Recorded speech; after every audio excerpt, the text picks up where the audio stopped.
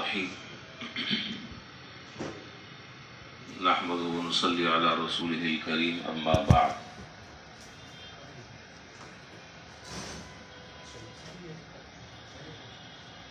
حضور اکرم صلی اللہ علیہ وسلم کی ایک جامع دعا ہے، آج اس دعا سے متعلق کچھ ضروری باتیں عرض کرنی ہیں، لیکن اس دعا کے بیان کرنے سے پہلے دو تین اصولی باتیں بطور تمہید کے سمجھنا ضروری ہے۔ پہلی بات یہ ہے کہ حتی الامکان ہر آدمی کو اس بات کی کوشش کرنی چاہیے، حتی الامکان حتی المقدور اس بات کی کوشش کرنی چاہیے کہ زندگی میں کسی سے قرض لینا نہ پڑے، اس لیے کہ عربی میں ایک مقولہ القرض مقراض المحبہ، یہ قرض محبت کی ایک قینچی ہے۔ کبھی خدا نخواستہ اللہ نہ کرے شدید ضرورت ہو تو آدمی لے لے، اس میں کوئی حرج بھی نہیں ہے، لیکن قرض کی عادت ڈالنا اور اس کے ذریعے اپنے معاشی نظام کو چلانا یہ انتہائی قبیح شکل ہے، ناپسندیدہ صورت ہے۔ جتنی چادر ہے اتنا آدمی پاؤں پھیلائے، تو قرض لینا یہ اچھی عادت نہیں، بری عادت ہے یہ، اور خاص طور پر اس کی عادت ڈالنا یہ اس سے زیادہ غیر اور نامناسب بات ہے۔ ایک طرف شریعت کی تاکید اور شریعت کا حکم یہ ہے جو میں آپ کے سامنے عرض کر رہا ہوں، اور دوسری طرف قرض دینے والے کے لیے بڑے اجر اور ثواب اور فضیلتیں رکھی ہیں۔ اس کو کہا جا رہا ہے کہ مت لو، شدید ضرورت ہو تو لو ورنہ نہ لو، اور دوسری طرف اس کو کہا جا رہا ہے کہ اگر کوئی آدمی تمہارے پاس آتا ہے اور اپنی کسی حاجت اور ضرورت کے لیے تم سے قرض لیتا ہے تو دے دو، اس کا ثواب صدقے سے بھی زیادہ ہے۔ قرض کا جو ثواب ہے وہ 18 گنا ہے اور صدقے کا 10 گنا۔ تو بہرحال یہ اس کے اندر بیلنس رکھا ہے۔ ایک بات تو یہ، دوسری بات یہ کہ اگر کبھی خدا نخواستہ اللہ نہ کرے آدمی کو قرض لینے کی ضرورت پیش آ ہی گئی ہے تو سچے دل کے ساتھ، سچی نیت کے ساتھ واپس کرنے کا ارادہ ہو، اور اگر خدا نخواستہ اللہ نہ کرے قرض لے کر 2 نمبری کرنے کا ارادہ ہے، چکر دینے کا ارادہ ہے، تو پوری زندگی بھی آدمی اپنا قرض ادا نہیں کر سکے گا، اس لیے کہ بنیادی طور پر اس کی نیت ہی دینے کی نہیں ہے، بنیادی طور پر اس کی نیت ہی میں فطور ہے، وہ دینا ہی نہیں چاہتا۔ اس کی تو عادت یہ ہے، آج اس سے لے لیا، کل اس سے لے لیا، پرسوں اس سے لے لیا، ایک علاقے میں رہ رہا ہے، ایک عرصے تک لوگوں سے لیتا اب وہ علاقہ چھوڑا کسی اور علاقے میں چلا گیا، وہاں دھندا شروع کر دیا۔ حدیث شریف میں حضور اکرم صلی اللہ علیہ وسلم نے ارشاد فرمایا کہ اگر کوئی آدمی قرضہ لیتا ہے کسی سے، جتنا بھی قرضہ ہے، اگر تو واقعتاً اس کے ادا کرنے کی نیت ہے سچے دل کے ساتھ، تو لازمی طور پر اللہ تعالیٰ اس کے لیے کوئی سبیل پیدا فرما دیں گے، لازمی اللہ تعالیٰ کوئی اس کے لیے سبیل پیدا کریں گے اور اس کے انتظام ہو جائے گا۔ لیکن میں نے کیا کہا کہ اس کا تعلق جو ہے وہ نیت سے ہے۔ 2 باتیں ہو گئی۔ تیسری بات یہ ہے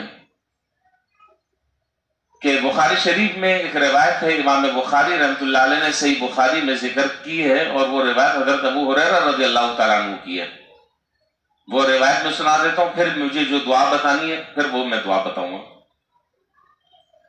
حضرت ابو ہریرہ رضی اللہ تعالیٰ عنہ کہتے ہیں کہ جناب نبی کریم صلی اللہ علیہ وسلم نے ہمارے سامنے ایک واقعہ ذکر فرمایا۔ واقعہ یہ ذکر فرمایا کہ بنی اسرائیل میں ایک آدمی تھا، اس نے کسی دوسرے بنی اسرائیلی سے کسی تنگی کے موقع پر کوئی قرض لیا کہ بھائی مجھے اتنے پیسوں کی ضرورت ہے بہت شدید ضرورت ہے اور میں اتنے دنوں میں آپ کو میں واپس کر دوں گا۔ تو قرض دینے والے نے کہا کہ بھائی ٹھیک ہے، میں آپ کی اس ضرورت کو پورا کر دیتا ہوں، آپ کوئی گواہ لے کر آؤ تاکہ کل کلا اگر آپ مکر جاؤ تو گواہ کم سے کم یہ گواہی دے سکے کہ نہیں ہمارے سامنے اس نے لیا تھا، گواہ لے کر آؤ۔ اس نے کہا کہ بھائی میں تو یہاں پر ایک اجنبی آدمی ہوں، مجھے یہاں کوئی جانتا پہچانتا نہیں ہے، وَكَفَى بِاللَّهِ شَهِيدًا، گواہ تو اللہ تعالی ہی کافی ہیں۔ اس نے کہا اچھا، کہا کہ اچھا آپ کوئی ضامن لے کر آؤ۔ ضامن اس کو کہتے ہیں کہ اگر تم نے ادا نہیں کیا تو تمہاری جگہ وہ آدمی ادا کرے گا۔ اس نے پھر یہی جواب دیا کہ بھائی یہاں پر تو کوئی آدمی ایسا نہیں ہے کہ جس کو میں بطور ضامن کے تمہارے سامنے پیش کروں، اللہ تعالی ہی ضامن ہے۔ دونوں جگہ یہ بات کی کہ اللہ تعالی ضامن ہے۔ اس نے وہ قرضہ دے دیا جتنی مدت کے لیے بھی دیا تھا۔ یہ آدمی یہ قرضہ لے کر، اس زمانے میں دراہم و دنانیر چلا کرتے تھے،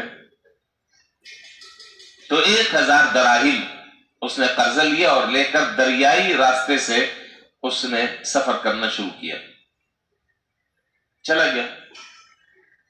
جب وہ مدت پوری ہوئی تو اس آدمی کا ارادہ یہ ہوا کہ اس کی ادائیگی کی تاریخ اب قریب ہے، چنانچہ یہ دریا کے قریب پہنچا اور پہنچ کر اس نے دیکھا کہ کوئی سواری وہاں پر نہیں ہے، کوئی کشتی نہیں ہے، کوئی اور سواری ایسی نہیں کہ جس کے ذریعے میں اپنے اس بھائی کے پاس جا کر اس کا قرضہ ادا کر سکوں۔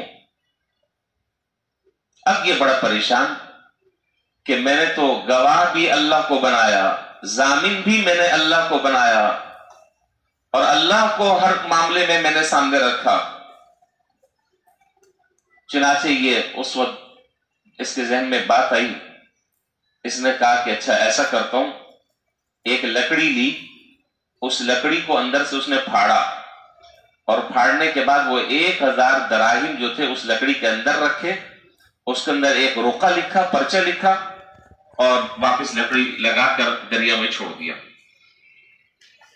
اللہ کی شان کے جس آدمی سے لیا تھا، چونکہ تاریخ مقرر تھی، وہ آدمی اس جگہ دریا کے کنارے انتظار کر رہا تھا۔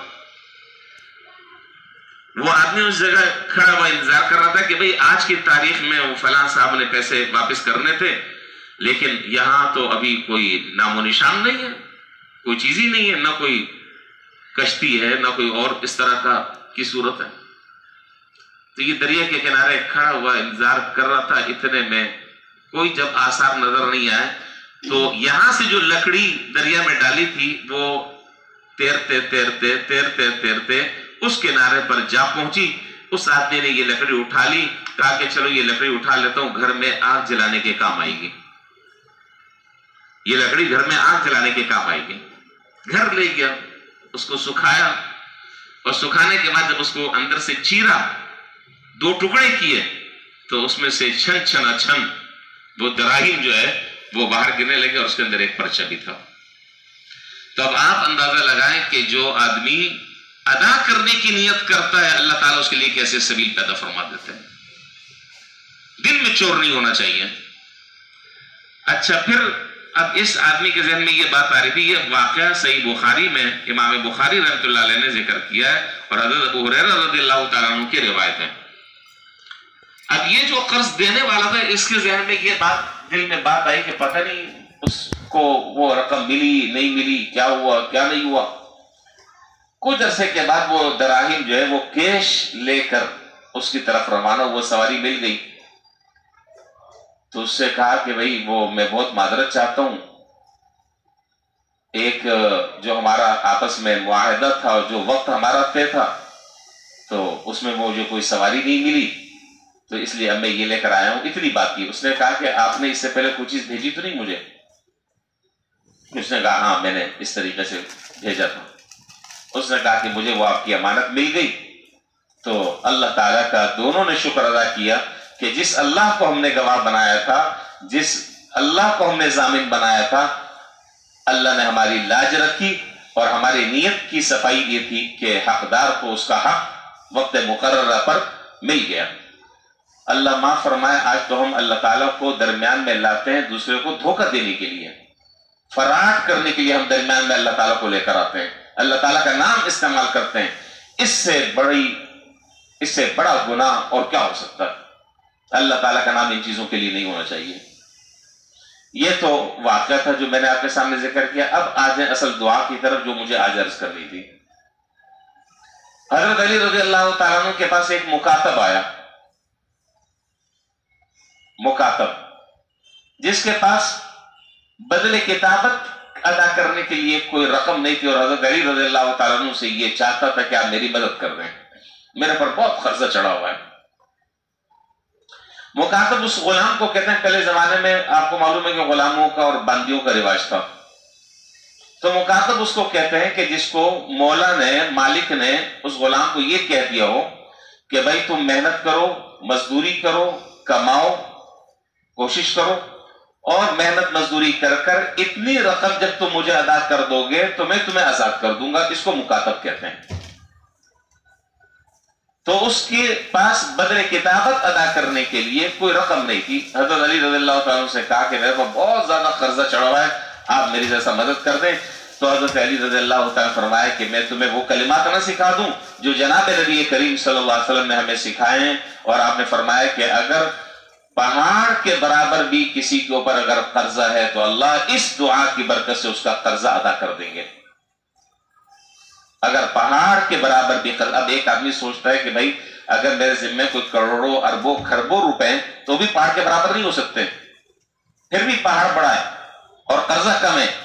تو بات یہ ہے کہ اللہ تعالیٰ کے جو خزانے ہیں وہ اس خزانوں کی تو کوئی انتہا نہیں ہے، اس کی کوئی انتہا نہیں ہے۔ تو فرمایا کہ حضور صلی اللہ علیہ وسلم نے ہمیں دعا سکھائی، وہ دعا میں آپ کو بتلانا چاہتا ہوں۔ اللہم اکفنی کیا ہے جی، اللہم اکفنی بحلالک عن حرامک واغننی بفضلک عمن سواک۔ اللہم اکفنی بحلالک عن حرامک واغننی بفضلک عمن سواک۔ اس کی کوئی تعداد نہیں ہے، جتنا زیادہ آدمی پڑھتا رہے، کثرت سے پڑھتا رہے، اللہ پر یقین کر کر پڑھتا رہے، اور ادا کرنے کی نیت ہو، ہاتھ پاؤں بھی مار رہا ہو ادا کرنے کے لیے، مناسب کوشش بھی کر رہا ہو، تو اللہ تعالیٰ انشاءاللہ اس دعا کی برکت سے پہاڑ کے برابر بھی قرض ہوگا، اللہ تعالیٰ اسے ادا فرما دیں گے۔ وآخر دعوانا الحمدللہ رب العالمین۔